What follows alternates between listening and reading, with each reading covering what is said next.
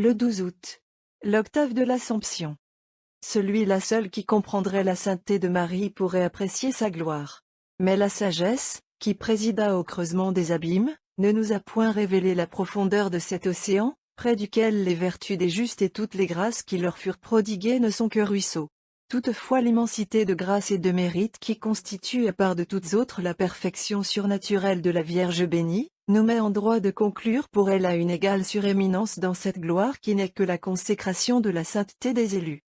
Tandis que les autres prédestinés de notre race s'échelonnent aux divers rangs des célestes hiérarchies, la Sainte Mère de Dieu s'élève par-delà tous les cœurs bienheureux, formant à elle seule un ordre distinct, un ciel nouveau, où les harmonies angéliques et humaines sont dépassées. En Marie, Dieu est glorifié davantage, mieux connu, plus aimé que dans tout le reste de l'univers.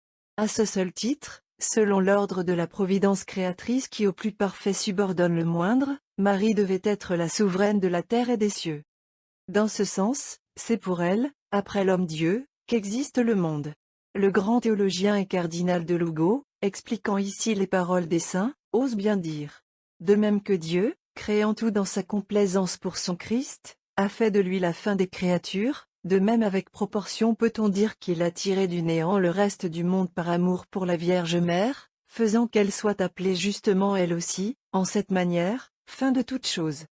Comme mère de Dieu, et à la fois comme sa première-née, elle avait titre et droit sur ses biens. Comme épouse, elle devait partager sa couronne. La Vierge glorieuse compte autant de sujets que la Trinité, dit saint Bernardin de Sienne.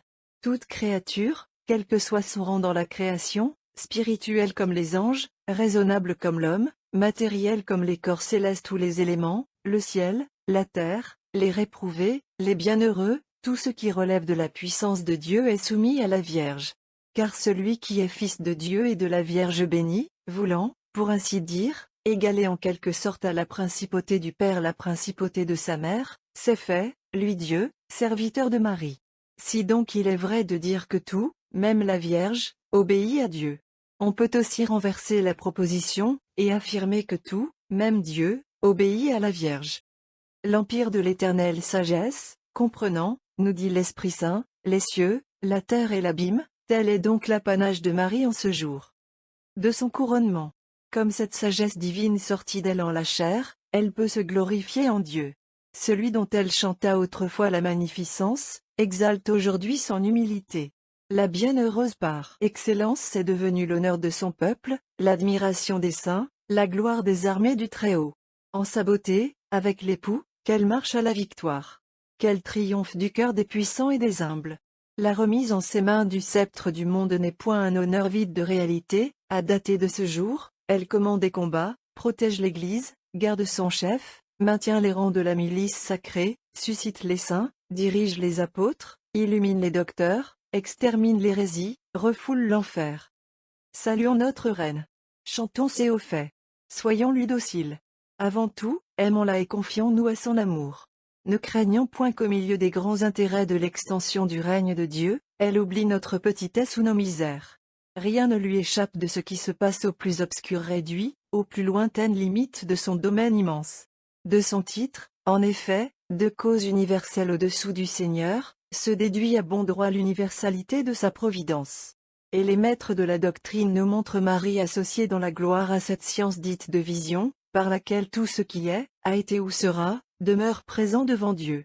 Croyons bien, d'autre part, que sa charité non plus ne saurait être boiteuse, comme son amour pour Dieu. Passe l'amour de tous les élus, la tendresse de toutes les mères réunies sur la tête d'un enfant unique n'égale pas celle dont la divine mère entoure le moindre, le plus oublié, le plus délaissé des enfants de Dieu, qui sont aussi ses fils. Elle les prévient de sa sollicitude, écoutant tout en leurs humbles prières, les poursuit dans leur fuite coupable, soutient leur faiblesse, compatit à leurs maux du corps et de l'âme, répand sur tous les faveurs d'en haut dont elle est la céleste trésorière. Disons-lui donc par la bouche d'un de ses grands serviteurs. Ô très sainte Mère de Dieu qui avez embelli la terre et le ciel, en quittant ce monde vous n'avez point abandonné les hommes. Ici-bas, vous viviez dans le ciel. Du ciel, vous conversez avec nous. 3 fois heureux, ceux qui vous contemplèrent et qui vécurent avec la Mère de la vie. Mais en la manière que vous habitiez dans la chair avec les hommes du premier âge, vous demeurez avec nous spirituellement. Nous entendons votre voix. La voix de tous arrive à votre oreille. Et l'incessante protection dont vous nous entourez manifeste votre présence. Vous nous visitez. Votre œil est sur tous. Et bien que nos yeux ne puissent vous apercevoir, ô très sainte, vous êtes au milieu de nous, vous montrant vous-même en diverses manières à qui en est digne. Votre chair immaculée, sortie du tombeau, n'arrête point la puissance immatérielle, l'activité très pure de cet esprit qui est le vôtre, qui, inséparable de l'Esprit Saint, souffle aussi où il veut. Ô Mère de Dieu, recevez l'hommage reconnaissant de notre allégresse, et parlez pour vos fils à celui qui vous a glorifié. Quoi que ce soit que vous lui demandiez, il l'accomplit par sa vertu divine, qu'il soit béni dans les siècles. Honorons le groupe de martyrs formant, dans ces jours du triomphe de Marie, comme l'arrière-garde de la Reine des cieux. Timothée venu d'Antioche à Rome, Hippolyte évêque de Porto, Symphorien gloire d'Autun sa patrie, souffrir pour Dieu à des époques diverses, en des lieux différents. Mais un même jour de l'année les vit cueillir la palme, un même ciel est maintenant leur séjour. Mon fils, disait à notre Symphorien sa vaillante mère, souviens-toi de la vie éternelle. Regarde en haut, et vois celui qui règne au ciel. On ne t'arrache pas la vie, on la transforme en une meilleure. Admirons ces héros de notre foi, par des sentiers moins pénibles, sachons marcher comme eux à la suite du Seigneur et rejoindre Marie. Oraison. Daignez, Seigneur, vous laisser apaiser par notre prière, et secourez-nous. Et puisqu'intercède pour nous vos bienheureux martyrs Timothée, Hippolyte et Symphorien, étendez sur nous votre main miséricordieuse. Par Jésus-Christ. L'inépuisable Adam de Saint Victor nous donne sur la Divine Mère en son Assomption cette nouvelle séquence, qui se chantait à Saint Victor pour l'octave. German. Constantinople. Indormibiem Horatioi. Séquence. Réjouissons-nous en ce jour de l'auguste Assomption de Marie la Très Sainte. Ce jour est un jour béni, qui la voit passer de la terre au ciel en allégresse. Élevée au-dessus des cœurs des anges, elle est donnée pour reine aux habitants des cieux. Elle contemple son Fils dans sa gloire, elle le prie pour tous les fidèles. Dégageons-nous de nos souillures, afin que, purs de cœur, nous prenions part à ses louanges. Si l'âme en nous concorde avec les chants, son oreille écoutera nos voix. Célébrons-la dans cet accord, et disons haut à sa louange, pleine de grâce, salut. Salut, Vierge Mère du Christ, qui conçut à la seule présence de l'Esprit Saint. Ô Vierge Sainte, ô Vierge pure, ayez nos chants pour agréables. D'en haut secourez-nous, et, cette vie parcourue, réunissez-nous à votre Fils. Élu dès l'éternité avant tous, longtemps vous fûtes caché sous un écorce de la lettre. Dans les saints livres, comme future Mère du Christ, les prophètes vous annoncèrent, mais en figure. Le mystère fut dévoilé, quand le Verbe fait chair voulut naître de vous, par son amour, dans sa puissance, il nous délivra de l'empire du mauvais. Si nous pesons le sens mystique du Vieux Testament, le trône de Salomon, la toison de Gédéon, le buisson ardent vous présage pour notre foi. Sur la toison la rosée descendue, dans le buisson la flamme brillante, sans nul dommage des deux parts, ce fut le Christ prenant chair en sauvegardant dans sa naissance votre virginité. Ce fut vous que chanta Isaïe dans la tige d'où devait sortir la fleur précieuse pour le monde, la fleur, c'était le Christ dont l'éternelle vertu est sans commencement et sans fin. Vous êtes le réservoir de la source de vie. Flambeau ardent et luisant, par vous la lumière d'en haut nous envoie son rayon.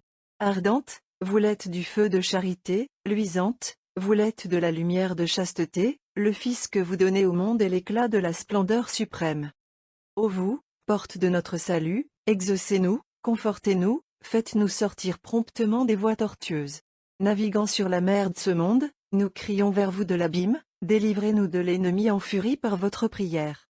Jésus, notre Sauveur, par le mérite incomparable de votre Mère, daignez nous visiter en cette vallée, nous donner votre grâce.